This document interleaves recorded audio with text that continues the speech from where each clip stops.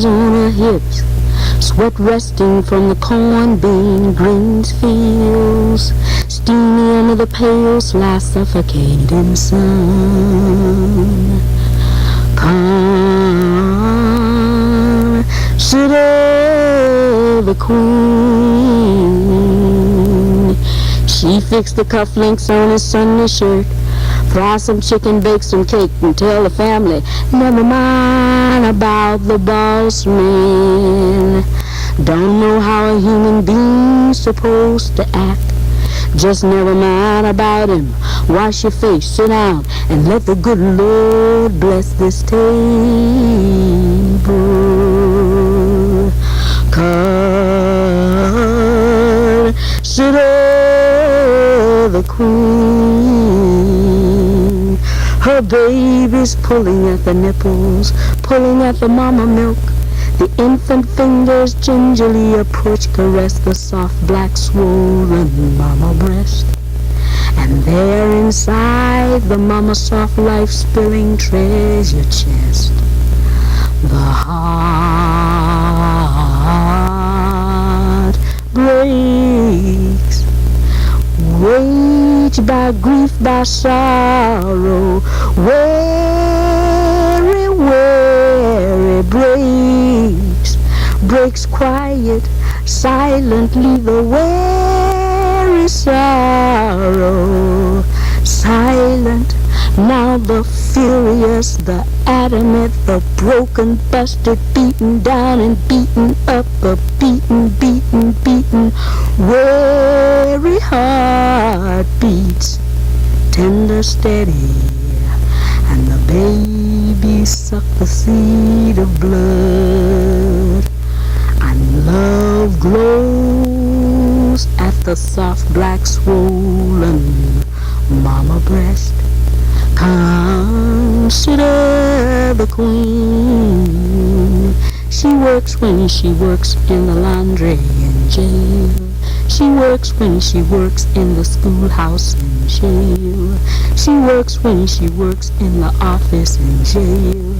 She works when she works on the soapbox in jail, on the desk, on the floor, on the street, on the line, at the door, looking fine, at the head of the line, stepping sharp from behind, in the light, with a song, wearing boots or a belt and a gun, drinking wine when it's fine, when the long week is done.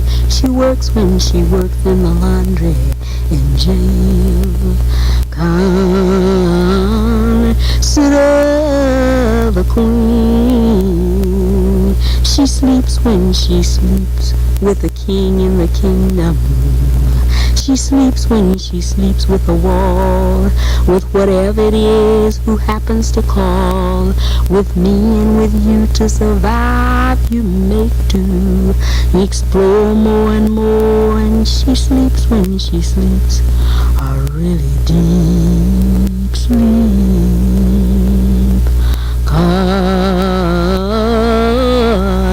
Consider the queen, a full black glorious, a purple rose, aroused by the tiger breathing beside her, a shell with the moaning of ages inside her, a hungry one feeding the folk what they need.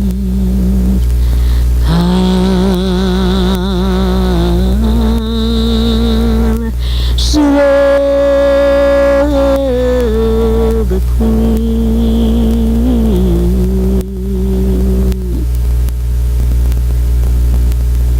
Poem about the head of the Negro, painted by Paul Rubens, 1577 to 1640. Up the shaken stairway, back 400 years before the meaningless emancipation, in an arbitrary corner of an old room, I find the face a tender contradiction to the not entirely invisible bullet hole, the circling blush, macabre as its history, told into the left temple of the humbling skull. I find a man, the mother of mysterious crime. I find a man, the mother of me.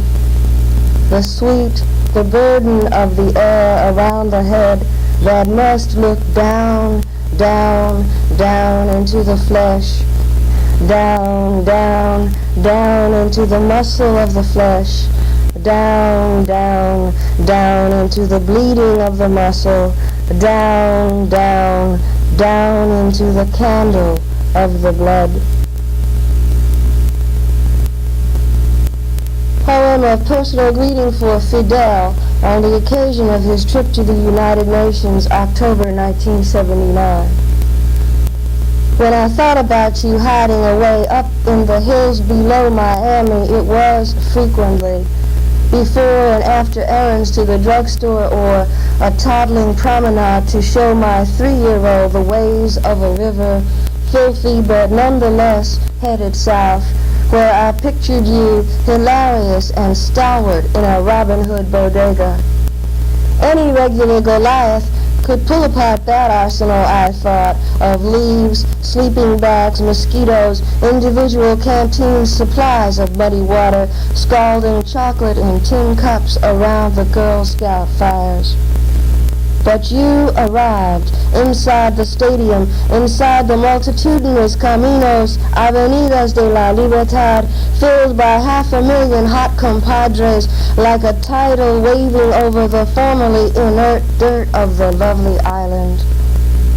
To amend the broken knees, the incredulities of Harlem, of myself apostate to all miracle before you, you came looming, indisputable, a very hirsute Spanish-speaking hero, forcibly translated to the English, what goes around comes around. What comes through Cuba goes around the world.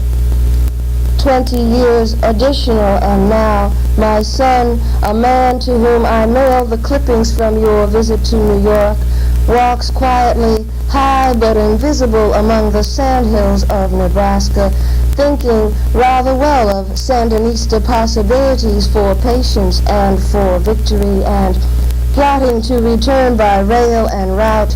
He must lay down himself against the isolating miles of flat America.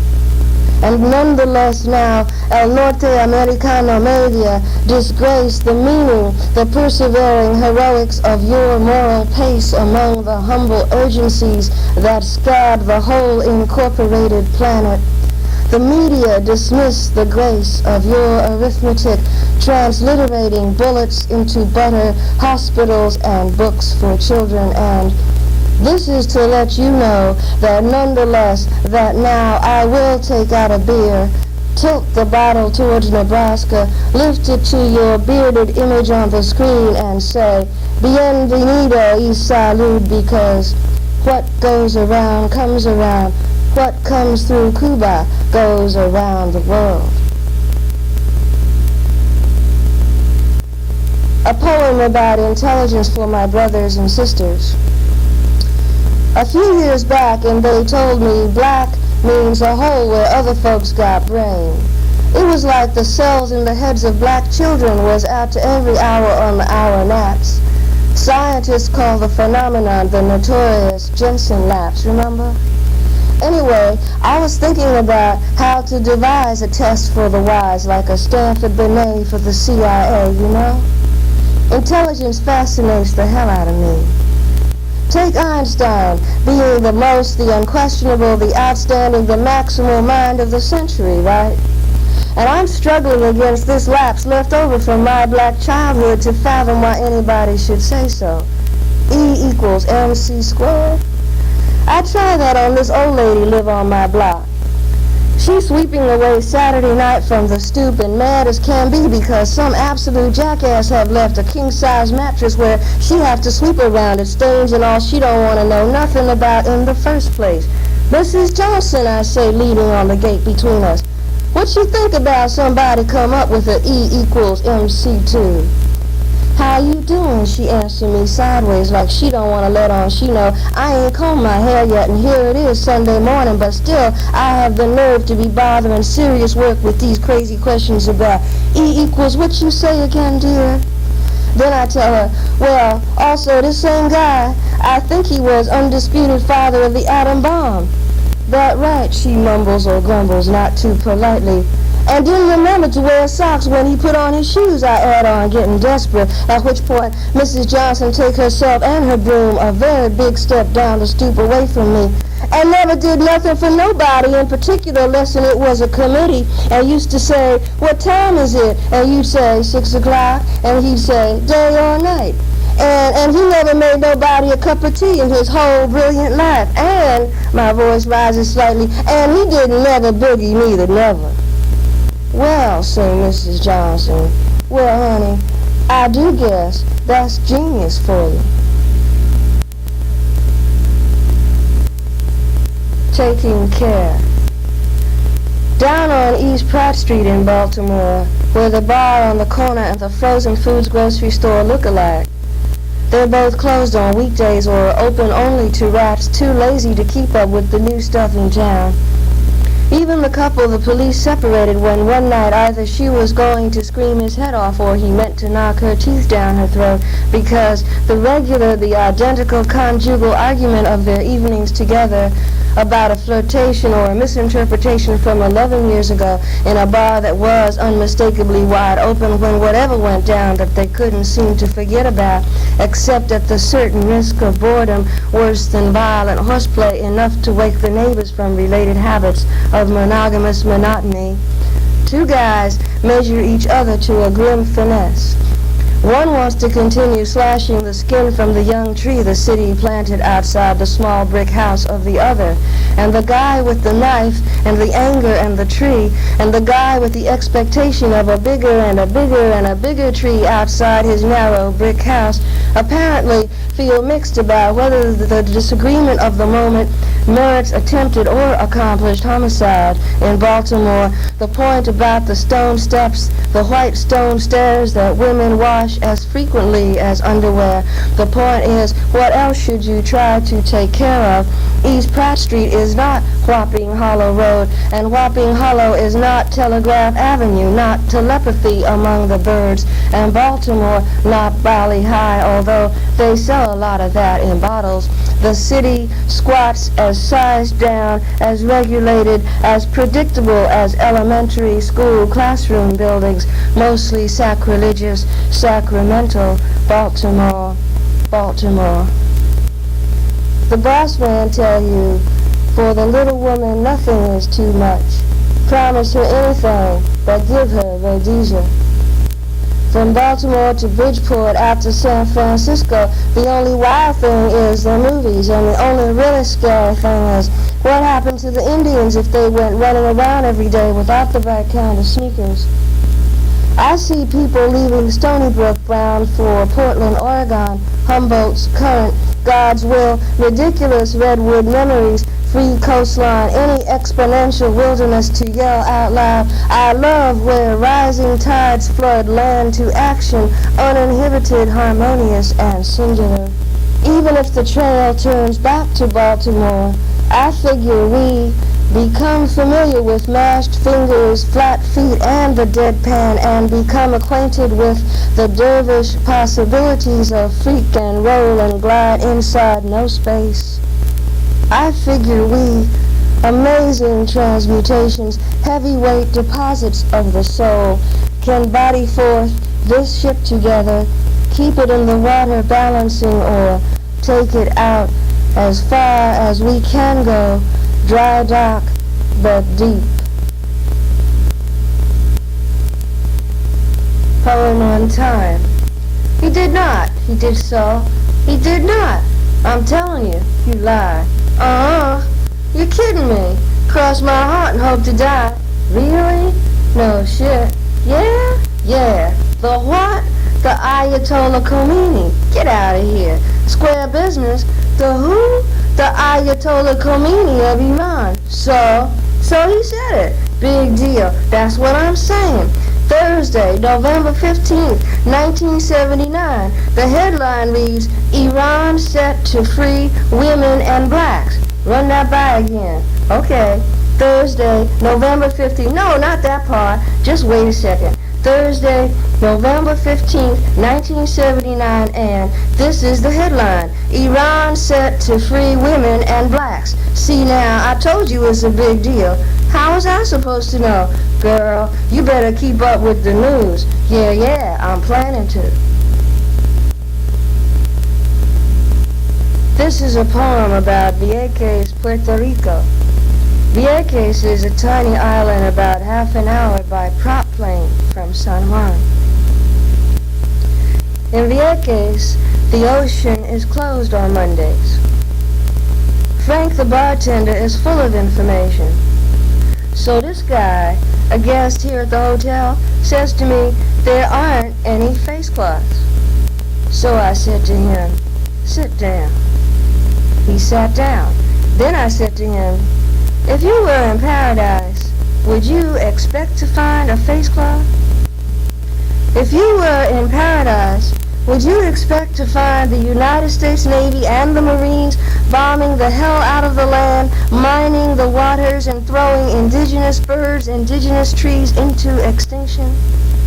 Where sugarcane and pineapples and locust trees and mango, and where sawasapa, acacia, palm, and lusciously gardenias, amaropa, bougainvillea grew so beautiful in paradise, would you expect to find the river gullies dried down to the dust bone of the earth, and all the grass turned into tinder stuff? At the hotel, Frank the bartender says, Jamaica? No, I never had the time. Helen and her husband Tom tell me, isn't it interesting how the Haitians are, compared to the other islander peoples, so incredibly artistic? But do you know the story how that happened? It was a Swede, a man named, what was his name? Olofsson, I'm sure, yes, Olofsson. He came, this Swede, to Haiti, and he saw the possibilities for artistic expression among the natives there, and he encouraged, he taught them to do it. That's the story. In Vieques, there are these words painted white on the night road. Vieques si, Navi no. Navi fuera, Navy out. Iradame Fidel Castro.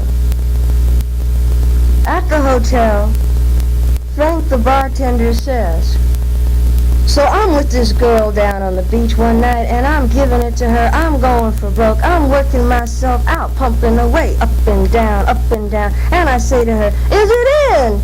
And she says, no! Put it in, I yell. So I'm going on like crazy. Is it in? I ask her again. Yeah, she says.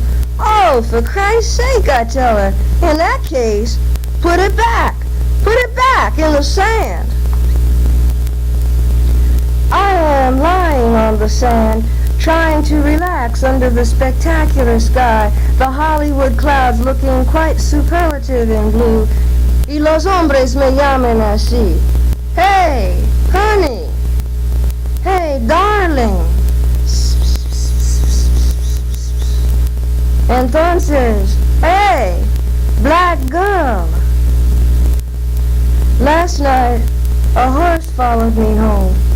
I kept feeling there was something behind me, and there was.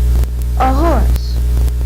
His ribs glittering silver under the tight, soft-colored skin of his body, and there wasn't any drinkable water in sight or sound. And I noticed the hills around us dry to the point where even Ingmar Bergman couldn't eke out sensuality from that ground, from the figure of that animal standing hungry on that ground, no sensuality. And you may get the idea that the United States military establishment is Humphrey Bogart cracking up all over the screen, or Henry Fonda sorry, or Burt Lancaster screwing what's-her-name in the Klieglet surf. But last night, this horse followed me home, in Vieques, in paradise, and he was starved out. And as a matter of fact, this movie, the horse and the children and the flowers and the fish and the coconuts and the sea itself in Vieques, Jesus Christ, put it back in the sand. The point of this movie is a pretty rough fuck.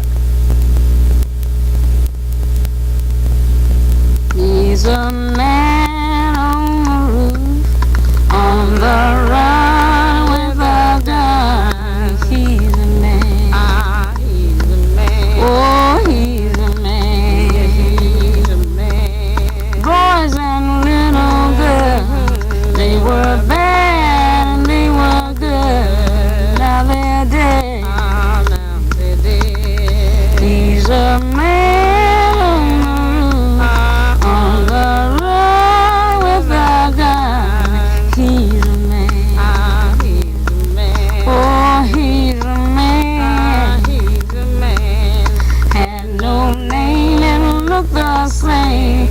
But today the soldiers tremble at his aim.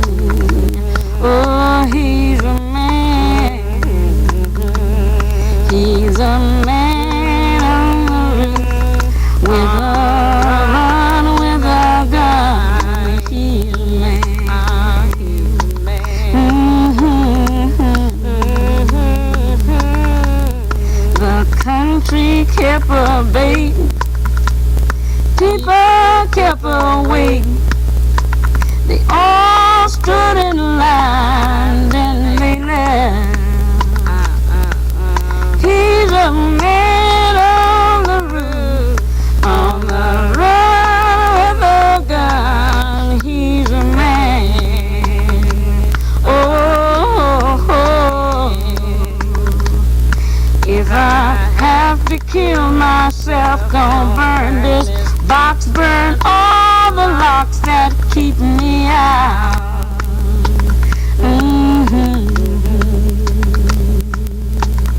He's a man on the roof, on the run with a gun. He's a man. Oh, he's a man. Oh, he's a man. He's a man.